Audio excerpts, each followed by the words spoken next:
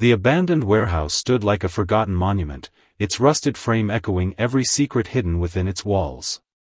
When investigators first arrived, the flickering bulb above the metal door pulsed like a fading heartbeat, casting an unsteady glow that made every detail feel heavier. This location became the case's most haunting landmark, the last confirmed place where Tadu Haro had been seen. The gravel beneath the bulb carried faint impressions of footprints and tire tracks, almost erased by wind and time, as if the truth itself was trying to disappear. The warehouse had no signs of recent legal use, no utilities, and no registered activity for years. Yet inside, disturbed dust patterns and subtle drag marks suggested that someone had been here the night she vanished. Detectives felt that unmistakable shift, the feeling that danger wasn't distant, but had unfolded exactly where they stood.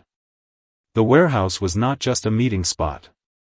It was the silent witness to a crime shaped by calculated betrayal. The dusty binder found on the wooden table was more than a collection of papers, it was the roadmap of a conspiracy. Its curled pages carried years of financial entries, highlighted inconsistencies, and Tadu's own determined handwriting, tracing a pattern that should never have existed. Investigators later realized this binder was the heart of her late-night work. Each figure she circled led to another irregular transfer, and every question she wrote in the margins pointed toward an uncomfortable truth. The documents scattered around the table showed funds leaving the organization through channels that didn't officially exist. These were not clerical errors. They were deliberate movements designed to vanish money without raising suspicion. As detectives analyzed the binder, they understood why she had become withdrawn, why she worked alone, and why she trusted so few people in her final weeks. This binder hadn't just revealed corruption, it had marked her as a threat. And for those benefiting from the hidden scheme, her discovery became a risk they were unwilling to let survive. That empty rural road became one of the investigation's most chilling revelations. With storm clouds gathering overhead and the long stretch of asphalt cutting through silent farmland, it represented the isolation Tadu faced in her final hours. Traffic cameras later confirmed that her car traveled down this very road on the night she vanished, heading toward a meeting she didn't disclose to anyone. The faint headlights in the distance belonged to the last vehicle recorded behind her, a detail investigators initially overlooked. The road itself had no houses, no signals, and no witnesses for miles, making it the perfect place for someone planning a confrontation away from prying eyes. For detectives, the scene captured more than a route, it exposed the stark vulnerability of a woman walking into something far more dangerous than financial fraud. This lonely stretch became symbolic of her courage, and the tragic risk she never knew she was taking. Every detail, every mile of silence, deepened the dread that she had been led here intentionally, by someone who never planned to let her return. Inside the dim community office, the truth hid in plain sight. Uneven stacks of folders crowded the corners, and the flickering glow of a computer screen illuminated financial files scattered across Tadu's desk. This was the place where her suspicions first took shape, where she noticed the numbers that didn't align, the transfers that lacked justification, and the authorizations that felt intentionally vague. Co-workers later described her as focused yet uneasy, always double-checking drawers and locking her office door even during routine hours. To investigators, the clutter wasn't random. It reflected the growing pressure she faced as she unraveled a trail of concealed theft stretching back years. Each folder contained fragments of deceit, and every highlighted line carried a warning she hadn't fully understood. The office, once a symbol of community service, had become the battleground for a quiet war she was fighting alone.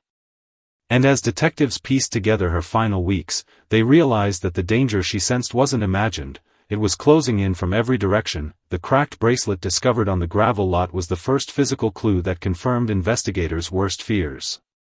Small, delicate, and something her family said she wore every day, it lay fractured in a way that suggested a struggle. Marked by evidence tags and surrounded by faint footprints, the bracelet became a heartbreaking symbol of the moment everything changed.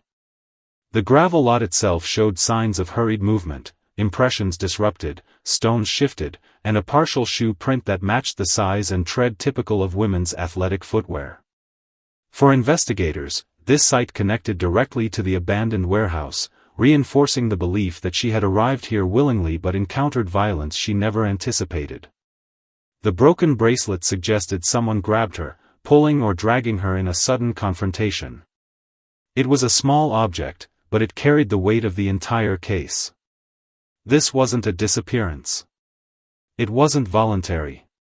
It was a moment of force, a moment where fear became reality, and the bracelet became one of the most haunting pieces of evidence recovered. The laptop's glow in the darkroom cast an eerie halo over scattered papers, illuminating the chaos Tadu Haro had been unraveling.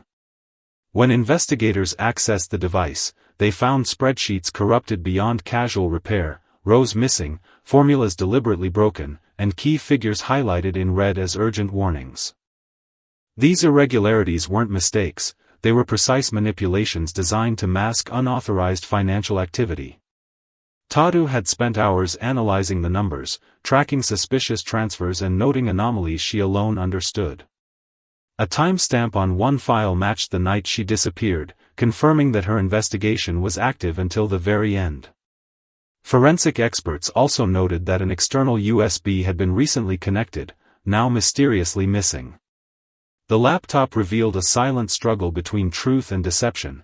Someone had tried to erase her findings, but fragments remained. Each corrupted file told a story of deliberate sabotage and hinted at the dangerous people she had confronted.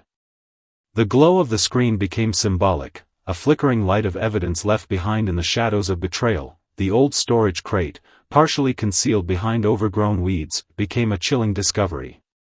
Its wooden panels were cracked, and shredded papers peeked through gaps as though the secrets inside were trying to escape. When investigators pried it open, they found partially burned documents detailing unauthorized transfers, forged signatures, and missing grants, evidence that had been deliberately hidden. The charred state suggested someone had attempted to destroy it in haste, perhaps under the cover of darkness, but the incomplete fire left traces that spoke volumes. Every sheet revealed a meticulously organized scheme, implicating multiple individuals rather than a single rogue actor. The crate became a physical link to Tadu's investigation, the place where her pursuit of truth intersected with someone else's intent to silence her.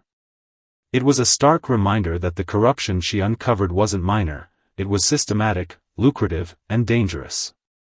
Each scorched paper was a fragment of a story someone hoped would vanish, yet it survived just enough to guide investigators toward the sinister reality of her final days.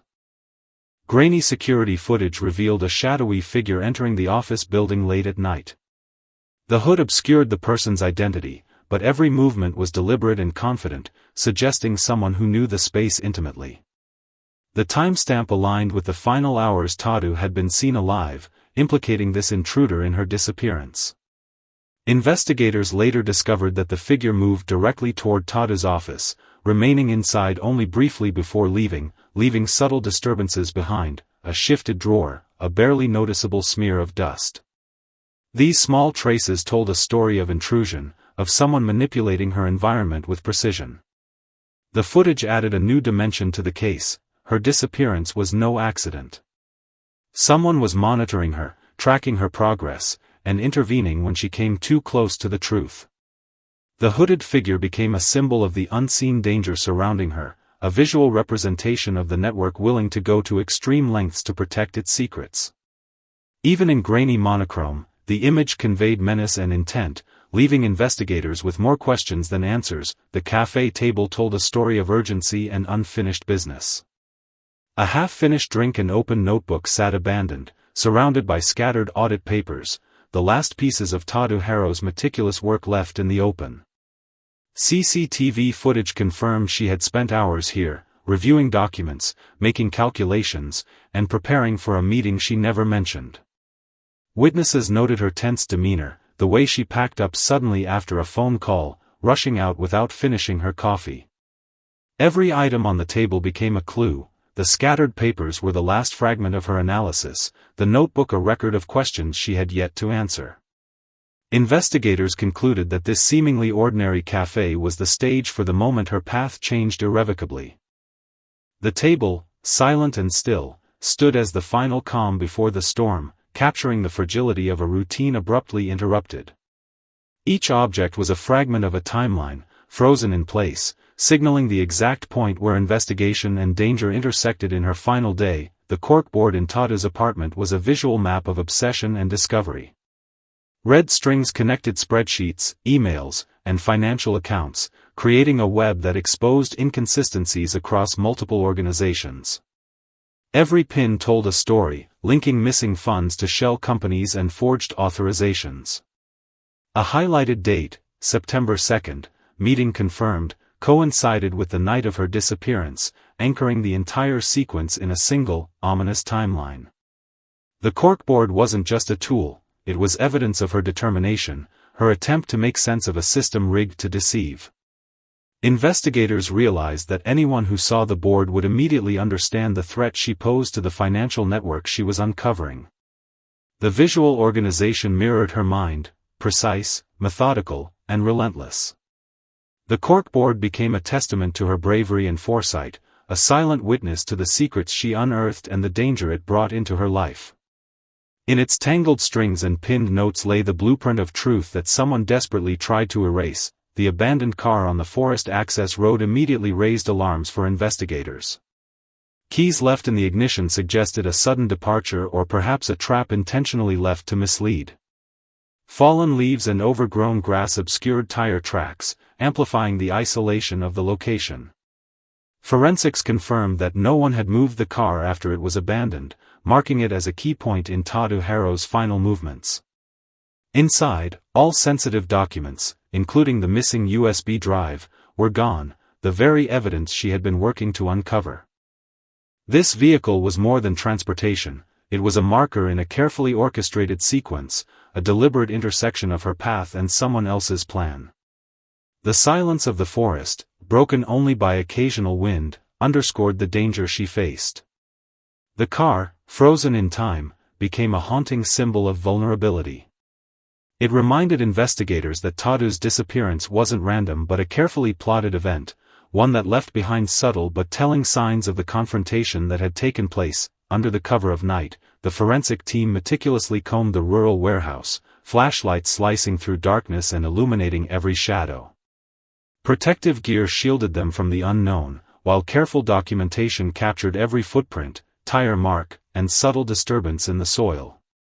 Each step revealed traces previously unnoticed, partially hidden crates, displaced items, and small artifacts that hinted at the events of the fateful night. Soil samples and cadaver detection chemicals were collected, revealing faint traces of human presence and possible struggle. The warehouse, once seemingly abandoned, transformed into a crime scene rich with evidence. Investigators began to see the precision behind the chaos, signs of deliberate intrusion, concealed evidence, and orchestrated attempts to hide activity. Every beam of light exposed secrets buried by time and fear. The night sweep confirmed what forensic specialists had suspected: Tadu's disappearance involved planning, knowledge of the location, and a calculated effort to remove traces. The warehouse stood silent, yet its surfaces spoke volumes to those who knew how to read them. The torn envelope nestled among burned papers became a critical breakthrough. Inside lay a USB drive and partially charred documents detailing unauthorized fund transfers, missing grants, and forged signatures, evidence deliberately hidden and partially destroyed. The burned edges suggested someone had tried to erase the proof, but incomplete fire had preserved enough to reveal the truth. Each document contained traces of the elaborate scheme Tadu had been investigating, linking multiple individuals to illicit financial activity. The USB drive contained spreadsheets and communication logs that perfectly complemented the charred papers, providing a digital trail investigators could trace. The envelope served as a silent testament to the length someone would go to hide wrongdoing, highlighting both the danger and the precision involved. It became clear that Tadu's discoveries had posed a significant threat to a complex network, and that her disappearance was likely a direct consequence. The partially burned contents spoke of desperation and fear, yet also resilience. Fragments survived, leaving a pathway to unravel the carefully constructed deception. A simple sticky note on the refrigerator door proved pivotal. 9 halves, meeting confirmed. 8:30 p.m. It marked the exact night of Tadu Haro's disappearance and anchored the timeline for investigators. Surrounded by everyday kitchen clutter, half-empty cups, scattered utensils, the note seemed innocent, yet it was a silent signal of intention. Tadu had clearly scheduled this meeting carefully, possibly with someone she trusted, yet chose to keep it private. The handwritten note revealed her meticulous nature and attention to detail, a routine habit suddenly juxtaposed against imminent danger. For investigators, this small detail provided a critical link between her domestic environment and the outside events that followed. It suggested both premeditation and vulnerability. She had a plan, yet the meeting became the trap. The note's simplicity highlighted the tragedy. A daily object became a marker for risk and exposure. Its presence allowed the reconstruction of her final steps, revealing how ordinary moments can precede extraordinary danger, and how every tiny clue can unravel the larger mystery. The police evidence room became the heartbeat of the investigation. Dim lighting cast long shadows over a large table covered with files, documents, and numbered evidence tags, each representing a fragment of Tadu Haro's discoveries. Folders marked "Restricted Accounts" contained forged signatures, unauthorized transactions, and shredded remnants of previously hidden financial trails. Forensic accountants sifted through the material, identifying complex links between shell companies, missing grants, and illicit fund diversions. The room was a silent witness to the magnitude of corruption Tadu had uncovered, illustrating that this was no isolated case but a systemic network of deception.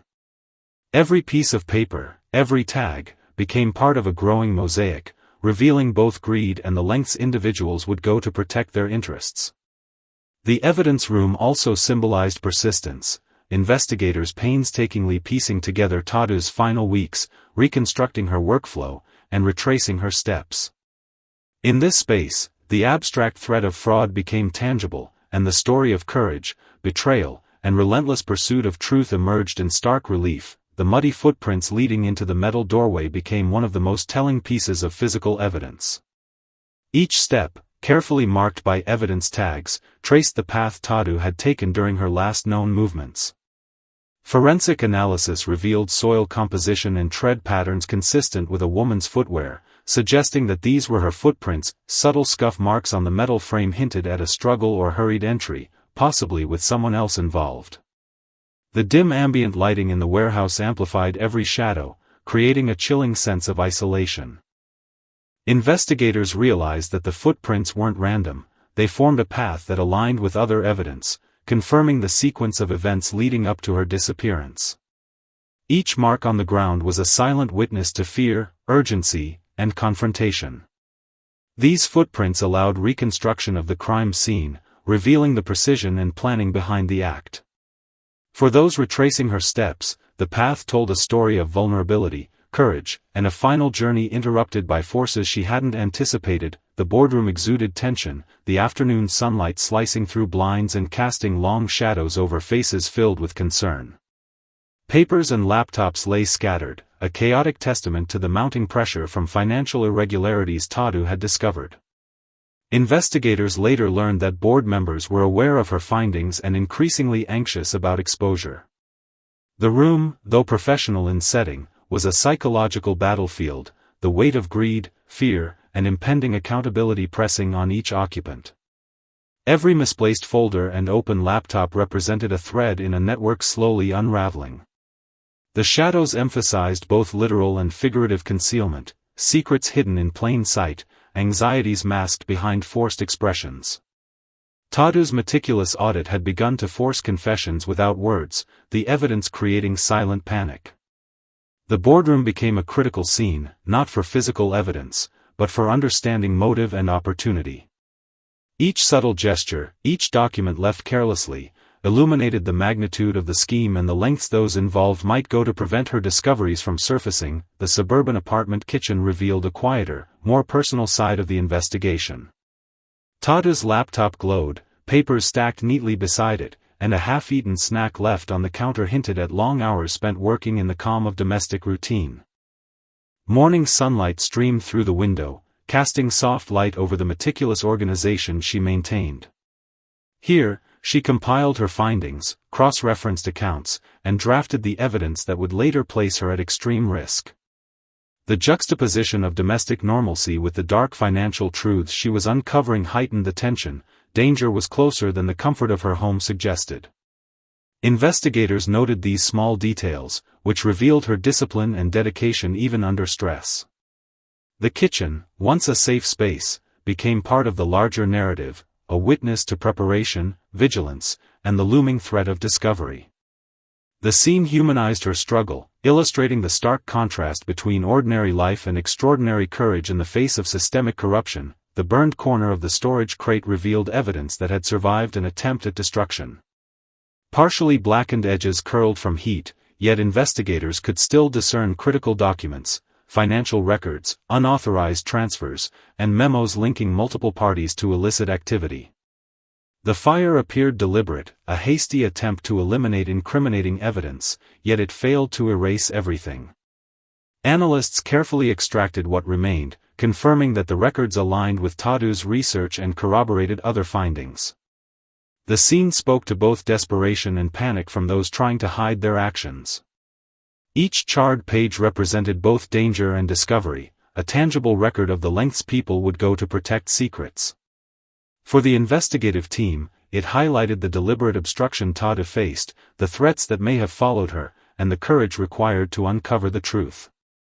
The burned crate became symbolic. The corruption attempted to consume the evidence, but fragments survived, guiding justice toward revelation. The missing person poster on the lamppost became a haunting visual marker in the investigation. Sunset bathed the scene in golden light, highlighting Tadu's photo as the edges curled slightly in the evening breeze. The poster conveyed urgency and absence, a silent testament to the sudden disruption in her life. Locals paused, glanced, and whispered, raising awareness but also reinforcing the isolation of the event.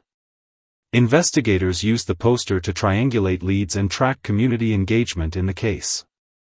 While seemingly ordinary, the simple act of displaying her face and name had a profound psychological impact, keeping attention on her disappearance and creating social pressure on potential suspects. The curling edges and fading ink mirrored the fragility of her presence in the world, a stark reminder that someone had gone missing in a system otherwise indifferent. The lamppost became a quiet witness, anchoring a city's memory of the person lost, and symbolizing the intersection of public concern and private tragedy that defined Tadu Haro's story. The detective's desk was a chaotic yet methodical hub, layered with maps, bank statements, photographs, and a magnifying glass. The single overhead lamp focused attention, highlighting connections that could easily have been overlooked. Each photograph, ledger, and document became a piece of the larger puzzle, linking Tadu's last movements to suspicious financial activity, her interactions, and the locations she had visited. Analysts studied the papers tirelessly, drawing lines, cross-referencing timestamps, and identifying patterns in shell companies and unauthorized fund transfers. The clutter reflected the complexity of the investigation, mirroring Tadu's own meticulous efforts to unravel the fraud. Every object told a story, and every shadowed corner of the desk was part of the narrative of greed, deception, and relentless pursuit of truth. The magnifying glass symbolized attention to detail, the careful scrutiny required to see beyond surface appearances.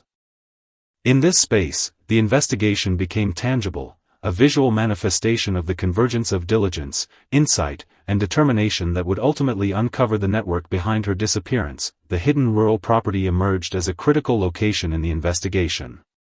Surrounded by rusting farm equipment, overgrown fields, and a crumbling fence, the site exuded isolation, heightened by the soft morning fog that blanketed the area. Investigators discovered subtle clues, disturbed soil, partial tire tracks, and partially buried crates suggesting someone had used the site for secretive activity. The fog lent the property a cinematic tension, shadows hiding as much as they revealed. Tracing ownership and past usage, the team realized this property had been involved in prior financial misdirections, linking it to individuals in Tadu's investigation.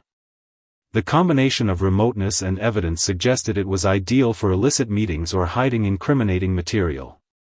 Each element of the landscape became a silent witness: the broken fence, the abandoned equipment, and the fog itself.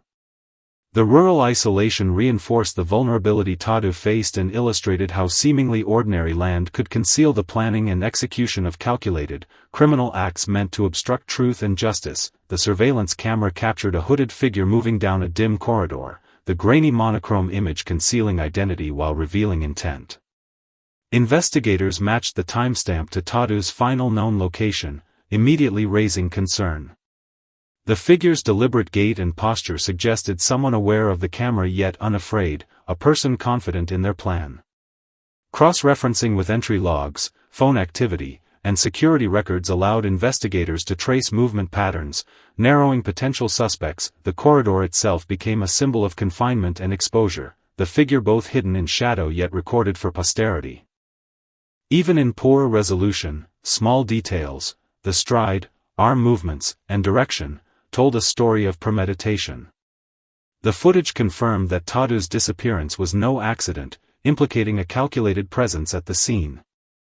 The image provided both a tangible lead and an atmospheric representation of the unseen threat looming over her final hours, highlighting the interplay between surveillance, secrecy, and criminal intent in the narrative of her tragic fate. The courtroom became the stage for justice, sunlight streaming through high windows and casting stark patterns across the defendants seated with visible tension.